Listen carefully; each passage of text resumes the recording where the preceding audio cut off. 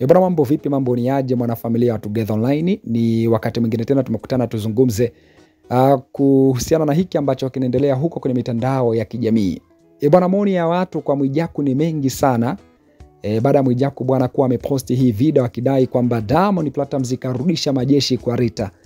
Na jana usiku walikuwa wote Diamond na Rita. Kitu ambacho Mwijaku bwana ni anamsii Diamond Platnumz kwamba aeleweke.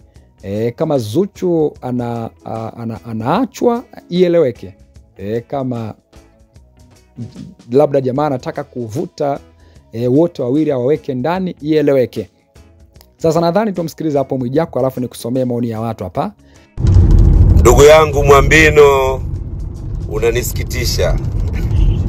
Unanisikitisha sana. Usiku wa jana umeonekana umerudisha majeshi kwa katoto kale.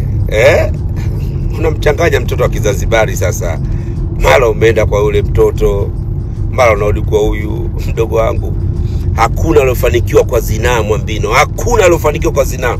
Moja kati ya vitu vitakufanya uwe masikini Mwambino, nisikilize. Moja kati ya kitu kitakufanya uwe masikini Mwambino ni zinaa. Hakuna mzinifu ambaye alifanikiwa kwenye maisha. Mimi hapa ninayekwambia, mimi ni kaka yako. Nimekuzidi kila kitu. Hakuna aliyefanikiwa kwa zinaa. Fuatilia maisha ya Kaumulutwe. Mungu aliinua ile nchi, kizazi kile akakipindua kichwa chini miguu juu. Hakuna aliyofanikiwa kwa uzinifu. Na unajua kama ambavyo tumetoka kumsikiliza, Mwijaku akaja akasema kwamba mpeni salamu Mwambino, hakuna aliyefanikiwa na kuendelea kwa kuendekeza zinaa. Badilika, utaanguka vibaya sababu ya zinaa. Komenti za watu yakaja akasema uzuri Mwambino huwa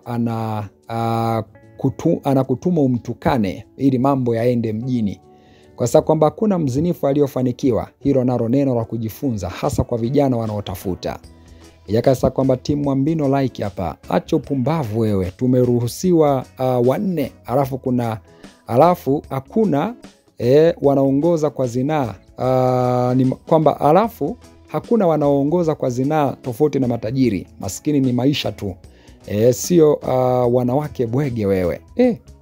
Hapa na maana gani huyo? Huyo akaja akasema kwamba vipi kuhusu msanii wako Konde Gang? Amfikishie salamu zake pia.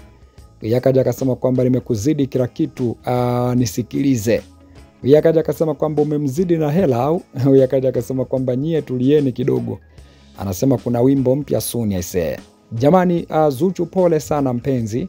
Pole sana, move on my dear, utapata aliye sahihi kwako. Kwa sababu kwamba msituchanganye bwana akakutuma hii. Anasema kwamba kwamba hii ni kiki ili mambo yake yaende mjini. Anasema Mwijaku, maongezi bila elimu yanakuaga na usumbufu sana mwemba. Huyu akaja akasema kwamba Rita wa moto kweli kweli. Anasema kwamba Diamond Platnumz hawezi kumwacha kabisa. Huyu akasema kwamba sema bangi unayovuta Mwijaku Mungu anakuona. Huyu akaja akasema kwamba umemzidi kila kitu hadi dhambi sio. Kwa sababu kwamba wewe ulivyokuwa unatembea na Menina, anasema usitufanye wajinga ama atukumbuki. Anasema muache Mwambino, bado ni mtoto yule. Anasema kwamba ni kijana harafu wa moto. Anasema anasema yule ni video vixen, huenda alikuwa alienda kumpa kazi uwezo kujua.